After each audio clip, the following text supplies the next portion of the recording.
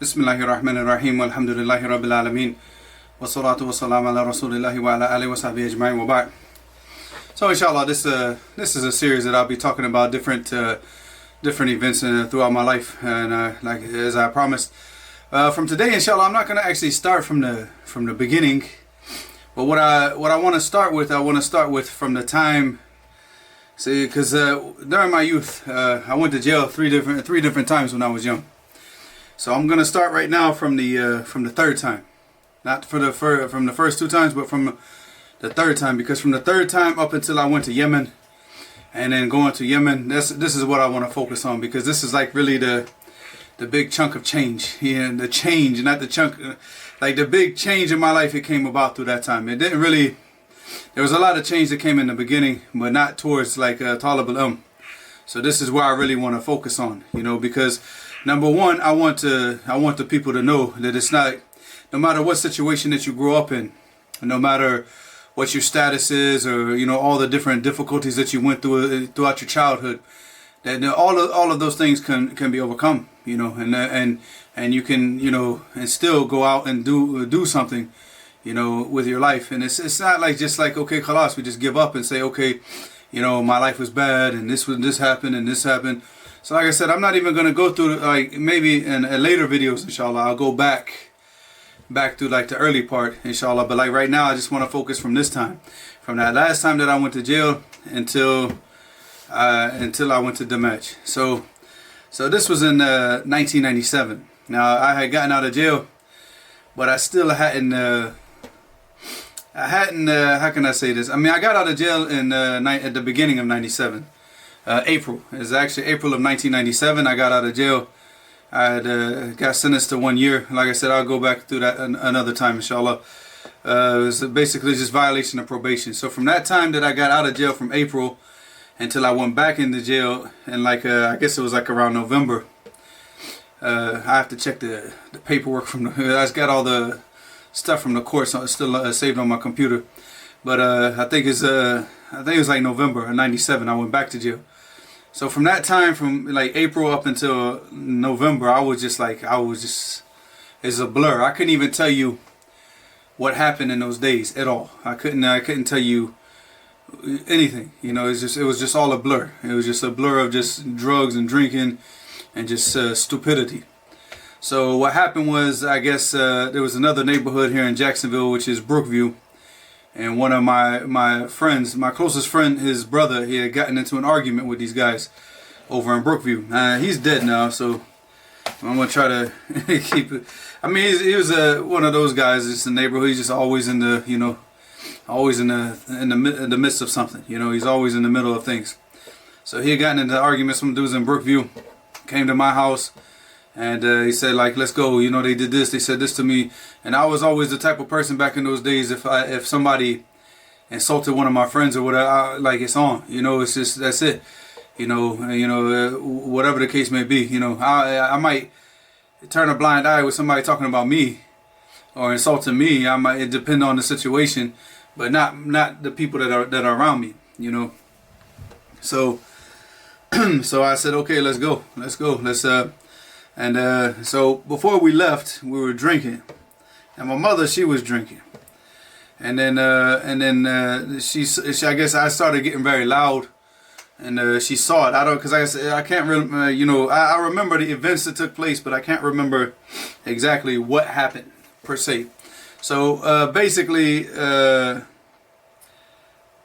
she when we were about to leave, I was in the room, and so probably, I don't know what we were doing in the room, but I'm pretty sure it was smoking something and drinking something. And then I got very loud. I said, let's go. So my mother, she overheard everything that was going on, and she tried to jump in the way. Now, like I said, I had just gotten out of jail in April. And even when I got out of jail, I was still working out all the time. I still kept the workouts going. So I did like a lot of dips, push-ups, pull-ups. And I've been drinking, and I was high. So I didn't realize, So I was in like go mode, and whenever I get like that, it's just like, I just basically everything in my way, I just push everything out my way and just go. I'm like, cause I get focused on something and I go. So my mother, she jumped into the kitchen. She blocked the kitchen door. She's tried to stop me, and I said, man, I said, nah, this ain't gonna work. I said, these days are over with. So I grabbed my mother by her arms, like right here, and I picked her up and I put her to the side. And when I put her on the door, I didn't mean to do it, but I done it like real fast. My whole purpose was just to move her out of the way so I could go. Cause she had the neighbor there. His name is Daryl, big old dude, and he was like he was drinking with her, So he was standing at the door, like she was standing blocking me from getting into the kitchen, and then he was trying to stand to to back her up, I guess, like as a backup. So when I lifted her up and moved her, but like I did it very nonchalantly, and I didn't even realize how I didn't even realize my own strength when I did it, but I did it, and I put her like that, and then she fell onto the door. And like I said, to this day, I've never ever, put my hands on my mother, in any type of way, never disrespected my mother.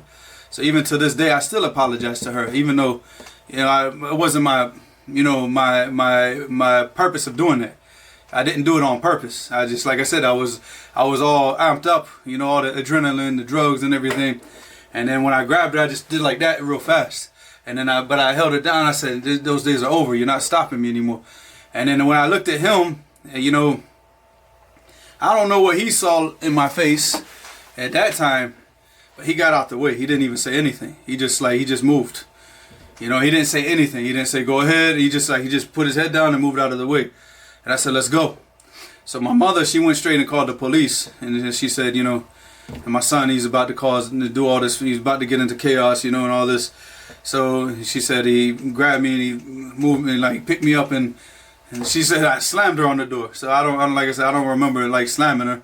She didn't have any bruises. Like the bruises were only on her arm where I grabbed her, where I picked her up.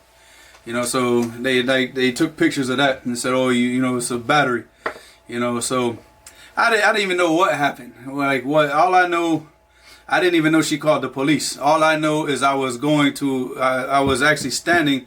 We were going up to a gas station, which we actually did a detour because Brookview is this way, but we went this way towards Sandalwood, and we went to a gas station. As soon as I walked into the gas station, because behind Sandalwood there's a police substation, so the police were coming out to come look for me, and I just walked right up to them. I was like literally right at the gas station.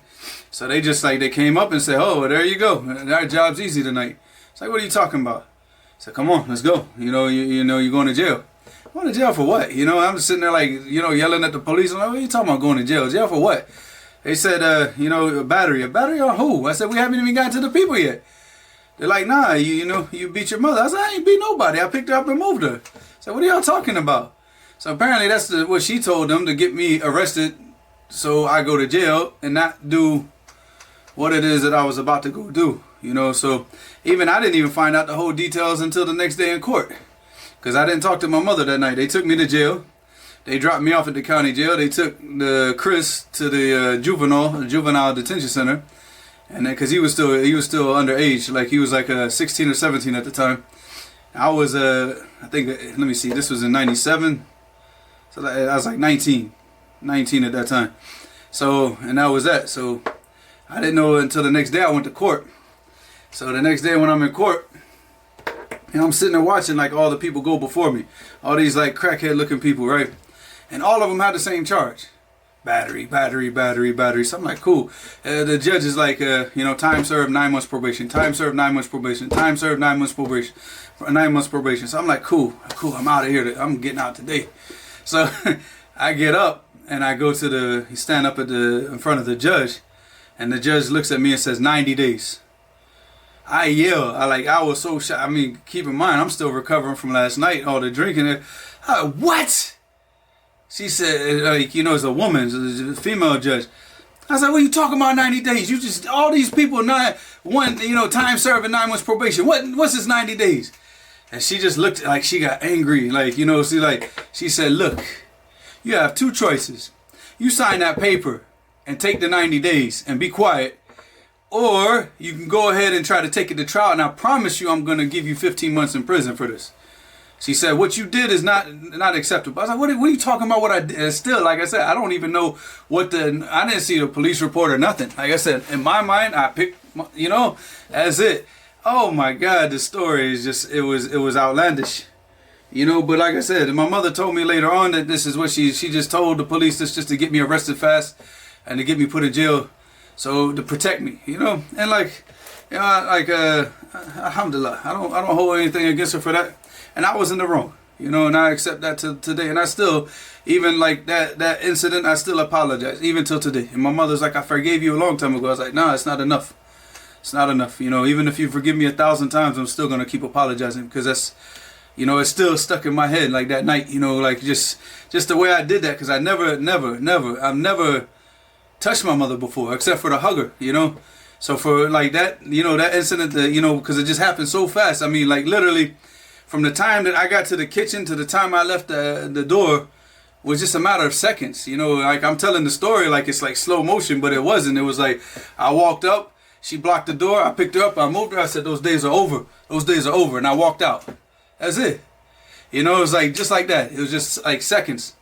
But along this time, that's a couple of seconds can change your whole life. So I ended up doing like 90 days.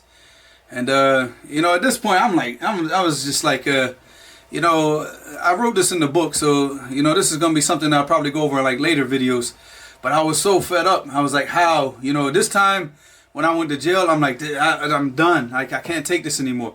But I called my mother up, once they sentenced me, because once you get sentenced in Jacksonville, you can't stay in the county jail once you're sentenced unless you stay as a trustee.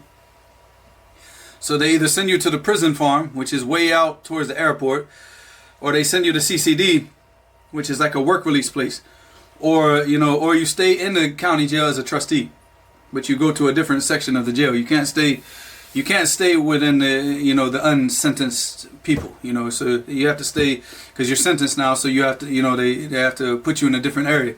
So they sent me to the prison farm like right away, like I got on the bus, they took us on one of those gray prison buses and sent me and we stayed out in the prison farm.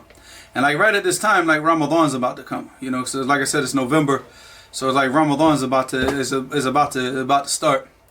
So I called up my mother as soon as I got settled into the prison farm. I was like, man, please, Mom, send me. I had a whole library, like similar to these bookshelves, just it's full of books. So I said, Mom, just send me this book right now, so I can start reading. Because I don't, what I'm saying, I'm not talking to nobody. I'm not I'm just gonna I'm here for 90 days. I'm gonna sit on the bunk. I'm gonna read books. I'm gonna work out, and that's it. I'm not doing anything. I don't care about anything. So she sent me Frantz Fanon, which is he wrote a book. It's called The Wretched of the Earth. This was the first book that she sent me. She didn't actually get to send me more books because I ended up getting transferred, which I'll get to in a minute. So this time I just used to sit on we have bunks, because there's in the prison farm you have a big dorm, and you have like maybe 50 bunks, so 2 to a bunk. It's about 50, I say, I just sat on the bunk and just read all the time, and I'd get off the bunk and work out, and that's it. I didn't get involved in anything else.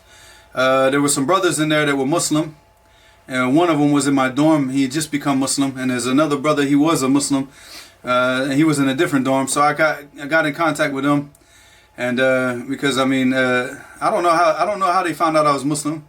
Obviously I guess because I was praying, so that's probably what gave it away. But so I would go out onto we have a yard, every day they let us go out, and after like around the time of Asr, to go out and just just walk around. They got pull-up bars, dip bars, so just go walk around the track, do some pull-ups and do some dips, walk around the track, do some pull-ups, do some dips, and just keep it, and that's it, and so I would always walk with those two brothers. We go over, like one had a translation of the Quran, the Noble Quran, so we just used to go over that, just talk about the Quran and talk about Islam, because the other brother had just become Muslim, and of course now Ramadan's coming up. So then Ramadan started, and then we had an issue with how am I gonna eat? You know what I'm saying? So I do things the way I didn't put in like what you're supposed to do is you're supposed to put in these little papers. You put in a slip and let them know that you need special meals because of Ramadan, and they'll do it for you. But I didn't know this stuff, I never did this stuff before. So I just because I was always locked up in the county jail, because I was a juvenile. So I was certified as an adult, so they kept me in. They couldn't send me to the prison farm because I was still a juvenile, and I was in the school program, and the school program is in the county jail. So once we got sentenced as juveniles, and they put us into a different dorm, and we still go to school. Like we have like regular school because we're still like a part of the Duval County school system. But and this was the first time that I went there just like a pure adult, you know, like I was locked up as an adult, you know, and no school program, no nothing. So I didn't know all this type of stuff. So in the county jail, I sell my trays. And so for all the stuff that for the stuff from the other trays, that like for example like the breakfast tray, I'll sell like my lunch tray for somebody's breakfast tray. So I eat 2 breakfasts right before the Fajr, because we eat early. You know, in the jail we eat very, very early. So like when we're eating, because we have like these little small windows where we can see outside. It's still dark outside. All right. So and then the dinner tray most of the time is before. Like actually the dinner tray during those days, because it's November, we might have been eating like right at Maghrib. But at the prison farm, they give us like peanut butter and jelly sandwiches and this turkey bologna, because they don't serve pork in the jail. Like all the jail in Jacksonville, they don't serve pork. Everything's turkey and chicken, and they don't serve beef and they don't serve pork. So and I found this out the hard way. It was actually a CO almost beat the mess out of me because I refused to eat the ham. And he was like, you know, you eat the ham. I'm like, I ain't gonna eat the ham. I said, it's pork. I'm a Muslim. He told me, he said, there's no pork here. We don't serve pork here. Everything here is turkey. There's no pork. There's soybean burgers and it's turkey ham. So eat it. I said, you eat it. And then, oh my God, it was like 3 seconds. He lifted me up and slammed me against the wall. You know, so I was a stupid kid. I was a very, very stupid kid. So, but that's how I found out that it was turkey. Though I had to take a police brutality to find out that it was turkey. But Allah Musta'an. That's twice. I mean, 2 times. I mean, Allah Musta'an. So I got slammed twice in the jail. But anyway, so by COs. But so this time, so Ramadan is here, right? So I'm like, okay, what am I gonna do? I talked to all the dudes that are around me that were on the bunks together. I cut out like a hole in my shirt and my jacket because it was cold. It's in November, so we had they give us these big corduroy jackets. So I cut out a hole in the jacket, and I told everybody, I said, look, man, I'll give I'm sell you the dinner tray. Just give me your sandwiches for lunch. So I would like get different sandwiches from different people and give different people the different things off the tray. So, and I would take the sandwiches and put them in my jacket and walk out, So I did this for maybe the first 2 days of Ramadan, 3 days, maybe tops 3 days. And then as a third or fourth day, one of the COs saw what I was doing. So I was taking the sandwiches, I was stuffing them. So he said, oh, take off your jacket. I said, what are you talking about, take off my jacket? They said, take off your jacket. So I took off my jacket. I said, what? And he started looking around because he didn't know I had it. And then he saw the hole. Then he reached in. He said, what's this? I said, dude, I'm Muslim. I'm fasting. The guys, I'm giving my food, my dinner trays to them because the sun's still up, and they give me their sandwiches. I eat the sandwiches at night. He said, you can't do that. I said, what am I supposed to do? Starve to death? I'm a Muslim. So I'm getting loud with the CO. The CO was actually kind of cool. But I had a really bad attitude. I had a really, really, really bad attitude. And there was some dudes, these just drug dealer dudes from the south side. Cool dudes, man. I was always like just cool with them. So they came up to the fence, and so all you see is these big dudes with like gold teeth. They walk up to the fence and they're like, yo, Muhammad, what are they doing? I said, man, these dudes, they want me to starve, man. I started getting loud. I was like, what's this, man? Like, what, y'all want me to starve? I'm like, what type of religious freedom is this? Ramadan, and I started getting real loud because once everybody started coming to the fence, and it's just like, then I get to go extra stupid mode, right? So they're like, look, calm down.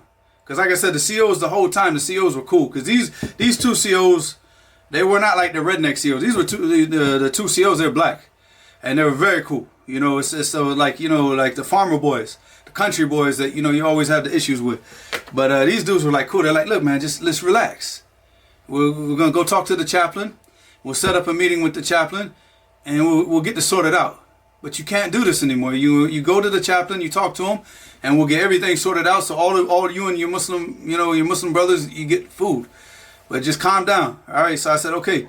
They sent me back to the dorm. They took my sandwiches, and I think they might have let me. I don't think they got all of them though.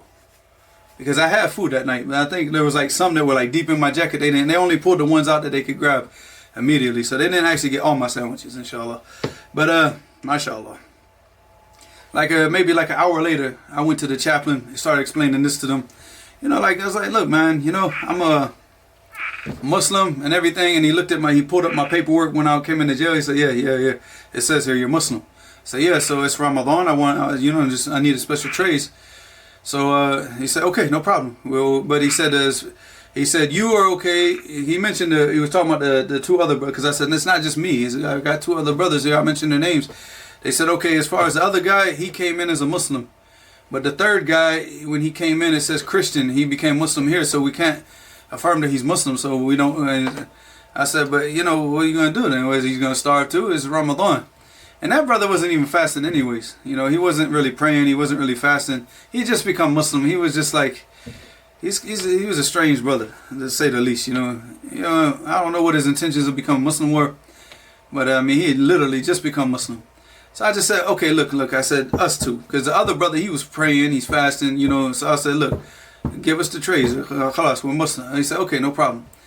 That night, the same night, they had a list of names. You know, they said, look, if you hear your name, come out, you know, pack up your bags and come out. So apparently, I guess they had to ship some people out to CCD, which is the work release place, because they didn't have enough trustees out there. So the prison farm, the P farm, was getting too packed. So they called out, like, I don't know, it must have been like a whole bunch of us. Some were getting sent back to the county jail to be trustees, and some were getting sent to CCD. So I was one of the ones that got sent to CCD. So they called us out like 10 o'clock at night.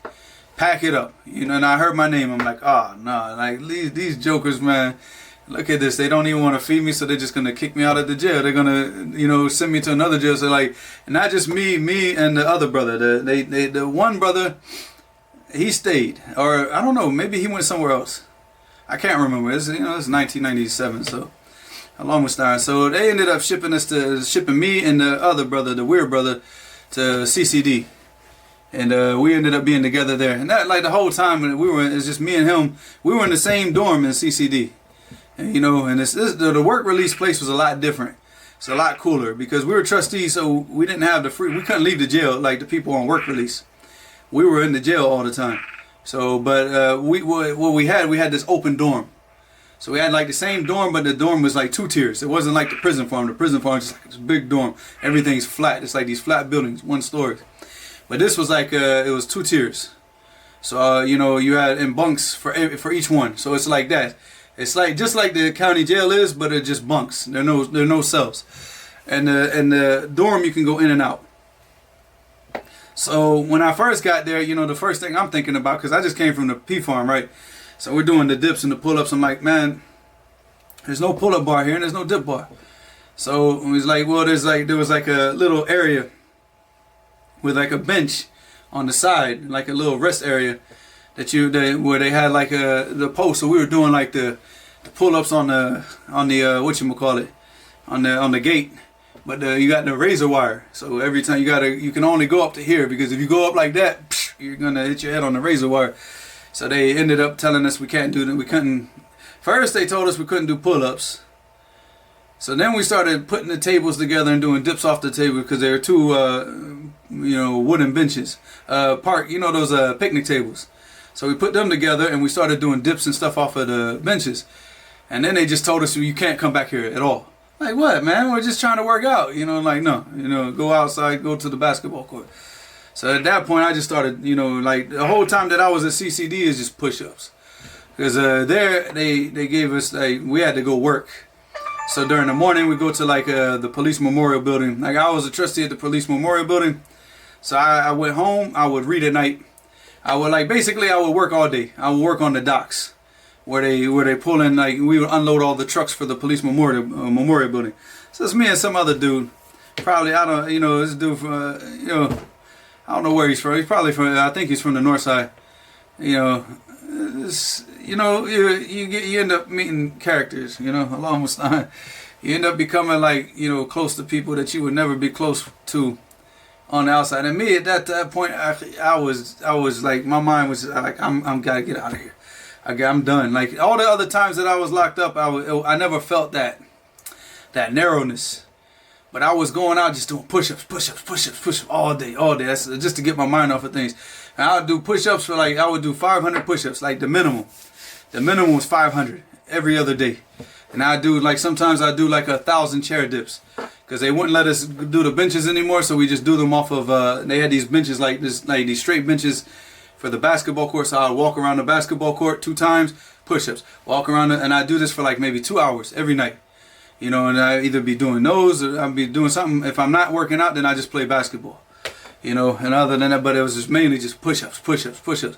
By the time I got up there, like, by the time I left there, like after the 90-day period, I was just reading. Like at night, I would read. And this is where I found out the Muslim brother was kind of like, because I didn't talk to him too much, because every time that I tried to talk to him about Islam, he just kind of like, you know, I'll get to that, I'll get to that, I'll get to that. But then one day, I can't remember, we were talking about something, and I was basically telling him, I was like, yeah, you know, this is similar to like what happened in the Congo with Patrice Lumumba, and I started breaking down the whole Patrice Lumumba thing and how, you know, what happened to him and how he got killed in the Congo and all this, because before I got locked up, I had just read Kwame Nkrumah's book about the Congo. Kwame Nkrumah was the president of Ghana. You know, he's one of the people that Malcolm X met during his African trip after he went on Hajj. So Kwame Nkrumah was like very revolutionary, right? So, and he was the head of Ghana, the head of state of Ghana. So he wrote this book about the Congo and the whole situation with Patrice Lumumba. Patrice Lumumba was a communist. Like today, I don't really care about it. But you know, back in those days, I was real into this stuff. And then you'll see, like after I got out of jail. So, I mean, so even while I was in jail, my mother, like I said, she's sending me these books. So I had like, I just finished like The Wretched of the Earth. I think I might have like, I started it at the prison farm and I finished it when I got to the CCD. I don't know what other books my mother sent me, but I kept telling her, like, send me this, and she just kept sending the books. You know, mashallah. Like, you know, my mother was always like, you know, when it came to books, like, I can't even, like, I had like Mumia Abu Jamal's like Life from Death Row. I had the book about the Trail of Tears, which talks about the forced migration of the Cherokee Indians. All I read was this nonfiction. You know, I didn't, you know, all the other inmates, they were like reading like Stephen King, and I did that when I was young. But at this point in my life, I didn't read any of that fiction stuff. I would only read like these types of books, like real revolutionary type books. So I was in the school program when I was a juvenile, so I had access to the library because we were in like the smart people's class, you know, because you had like everybody, because all of us were about the same age, so all of us were about in the same grade, but we were all different levels as far as our education and you know, and our you know our ability to understand things. So I was there I was studying Shakespeare in jail, and I had access to the library.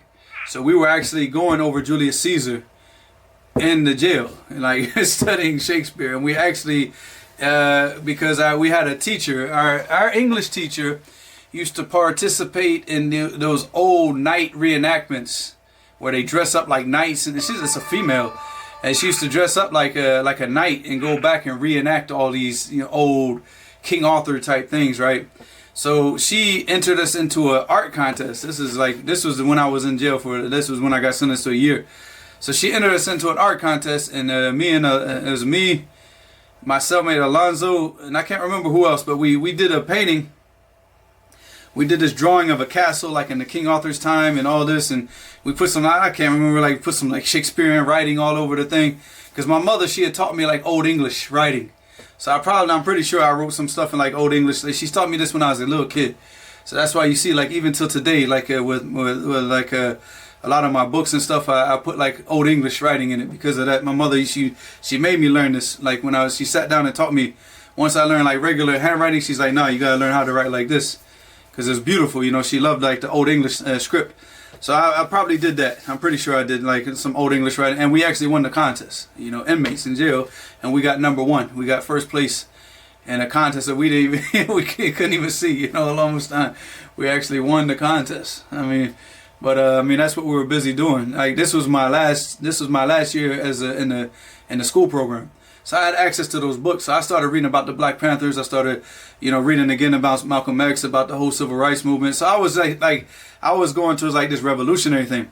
When I was in jail the last time, because I was reading like, you know, Frantz Fanon, and I just read Kwame Nkrumah's book before I got locked up.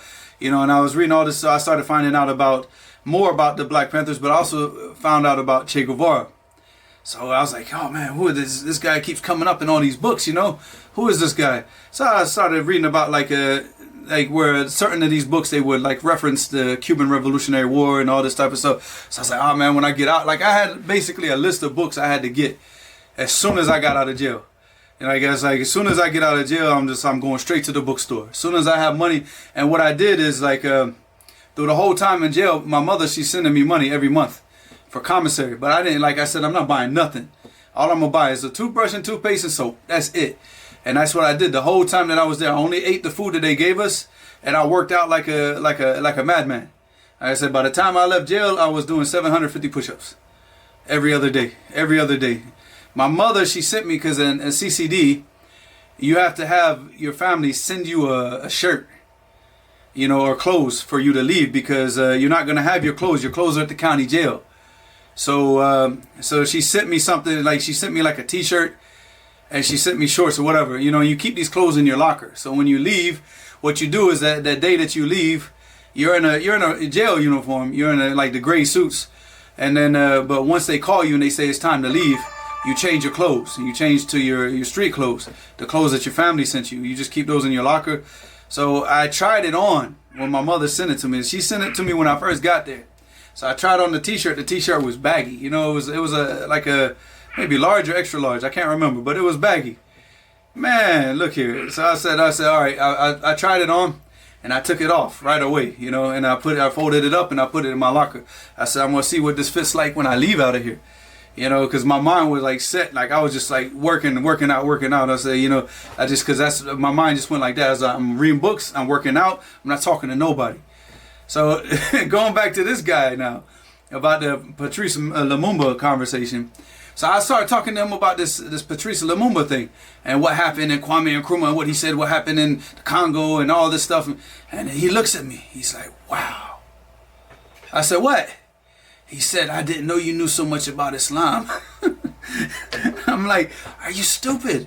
Like, I didn't say that to him. I was like, I'm not even talking about Islam. I'm talking about a revolution in Africa, an African revolution. I'm not talking about anything that has to do with Islam. What are you talking about? And right then, I'm like, I'm done with you, man. Like, cause you're not serious, you know. I tried to sit there and try to get him to memorize Surah Al-Fatiha. He didn't want to do it. Try to get him to pray. He didn't want to do it. I'd go up in the dorm. I pray. Allahu Akbar.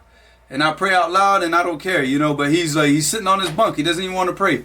So I'm like, dude, I'm done with you, man. Allahu Musta'an. So at this place, I was like the only Muslim there.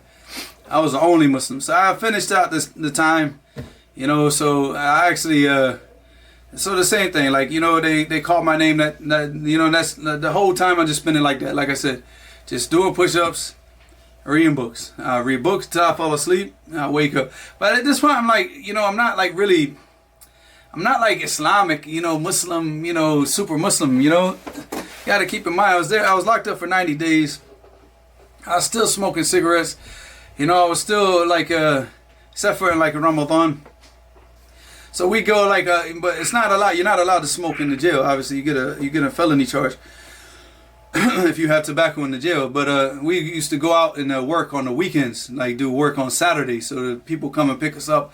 So we go and clean the parking garages. But the guys that pick us up, they used to buy cigarettes, and you know, I work with I would always like whenever we used to do this, like, you know, you had different, like every inmates, like whenever we went on these types of details, all the inmates would kind of go with like, you know, the country white boys would go with the country white boy. But I didn't grow up in the country, you know, so I always like, it was like I was always, you know, the person I always worked with was always a black dude. I never went off and worked with the white guys. Never. I never hung around with, even inside the jail, I never talked to them. You know, I just sit on my bunk and that's it. I go play dominoes sometimes, just for the push-ups, you know, just to get some extra push-ups, because we used to play dominoes, and whoever, like if you lost, whatever, you had to flip over what's left in your hand, and you count it up, and you have to do those push-ups. You know, so I mean, so I would do that. I would go play dominoes for the push-ups, and other than that, that's it. I didn't talk to anybody. But whenever I went out on those details, like the little work details, I would always be with the black crew. I wouldn't be, you know, hanging around with, you know, with the country white boys. So, because I mean, they just talked about stupid stuff, you know. I mean, not like, you know, not like the black inmates talked about anything more intellectual, but I'm just saying it's just, it's at least it's something that I can understand. I couldn't understand, like, they're talking about chewing tobacco and how they miss their Budweiser. I don't, you know what I'm saying? I don't get into all that stuff. So, Allah Mustaan, I didn't grow up like that. So, those are not the neighborhoods I grew up in. So, I worked with a dude that, you know, he had like one of his people, he called him up, and they went and put a, you know, like a pack of cools. So we go out and just smoke cools and clean up, you know, stuff like that. So I mean, I was still, you know, I wasn't really, you know, super strong with the deen at this time. I was still, you know, wishy-washy. But I mean, like I said, I was praying, fasting. You know, I did everything that I was trying to do everything, but just you know, I had just a different attitude at that time. I still had this little, you know, this little wannabe gangster type thing in my mindset that I had to like really purify my mind from. So by the time like I stayed like that for 90 days, and then finally, alhamdulillah, I got out, because in Jacksonville you have to do 85%. In Florida, you have to do 85% of your sentence. This was even back in the 90s. You know, they started that law back in 95. 95, they started the law where you have to do 85% of your sentence, and there's no parole, you get gain time, which means good behavior, and you can get out and you get 15% knocked off your sentence. And if you get in trouble, then you have to do the whole time. If you get a charge, then you have to do extra, you know, like that. So anyway, so I go, and they said they told me, they said after the morning meal, say, you know, change your clothes and get ready, you know, and get everything packed up. So I went and I put on the clothes that my mother gave me, you know, and like I haven't worn it since, like, you know, for like it was like about 60 days. I didn't put that shirt back on. So I went and I took a shower. I came out the shower and I put the shirt on. Man, the shirt was like, it was like, you know, you can see like, it was just like, it was like skin, like there's another layer of skin on my body. And I was like, whoa, you know, I was like, that was not expected. You know, I knew, like I said, okay, I'm gonna fill the shirt out, but not like that. Like the shirt literally, like I was like, I had to walk like that just because of how tight it was. I was like, subhanAllah, this in 60 days, you gotta be joking, man. Off of peanut butter and jelly. And it's like I said, I wasn't ordering commissary. And back in the old days, I'd order like peanut butter and put like peanut butter on the honey buns and eat the honey buns with the peanut butter and just keep working out. And that's how I would gain weight. But this, I didn't do it. I just ate the food from the chow hall, you know. And then when we used to go out and work, they used to give us bag lunch with the peanut butter and jelly sandwiches and turkey bologna sandwiches. So that's all I ate. You know, I didn't eat anything else. I just ate whatever they gave us. But yeah, man, I like came out of there like... You know, even my mother, when like I went to the payphone, called my mother, she came up and she got me. And then, because the first thing I had to do, I was like, I walked straight out, because I didn't, like I said, I didn't spend any of the money. So I had all the money in my pocket. They give you the money when you leave. They cash you, you know, they cash out all the money that you have in your account. They give it to you in cash. Back in those days, I don't know how they do it now, and they probably give you like a card or something now. But so I left and I went straight to the corner store. Like I walked, I just was so happy to be free. I was like, I didn't even want to call my mother at first. So I walked down to the corner store, got like a pack of Newports or something like that. And then I'm just sitting there like, just like freedom, you know, just enjoying, you know, committing sins as soon as I come out of the jail. And then I called my mother. Then my mother, she came and she picked me up, and then we left. But then my mother, she picked me up in a white Cadillac. And my mother didn't have a white Cadillac. This is going to be a story for another day, because it's going to end up like with my mother going back to jail, you know, like in this Cadillac, I don't know. She pulled up in a brand new white Cadillac. Allahumma musta'an. So she came in, she got me out of the jail, and we went back home. You know, I think we probably went to Taco Bell or something, I don't know. Because like whenever she used to pick me up out of jail, she picked me up the first time, my father picked me up the second time, and then my mother picked me up the third time. So whenever my mother picked me up out of jail, she'd always like, you know, what do you want to eat? You know, so like the first time I said, I want to go to Taco Bell. So I think I ordered like 15 tacos. I ordered maybe, and I think at least a dozen tacos. I ate them all myself. I just ate the whole dozen tacos. You know, back in the 90s, those tacos were actually full. It's not like now. Now if you go to Taco Bell, it's like, you know, there was tacos back in the 90s. Like you got meat and cheese and sour cream, and you got a full taco. I ate 12 of those as soon as I came out. But that day, I don't know where I went. Like I even told my mother, I said, don't even tell anybody I'm getting out. I don't want anybody to know that I'm out. I just want everybody to think like I'm still in jail. And that's that, you know, because I didn't talk to anybody. The girl that I was with, I didn't talk to her. The friends, I didn't call anybody. I just, like, all I did was just work out and read. And then I got out. So, inshallah, from the next part, then I'll go in, like, the next video. Go into, like, you know, the whole story about, like, you know, what happened when I got out. Because this was, like, the last time that I went to jail. And then of course, there's a lot, like I said, you know, the list of books and everything. So this is like basically, this is where like my life like took a sharp turn, you know, away from this type of wannabe street life, you know, type thing into like a more book reading, and you'll see, inshallah. So I'll save that for the next video, inshallah.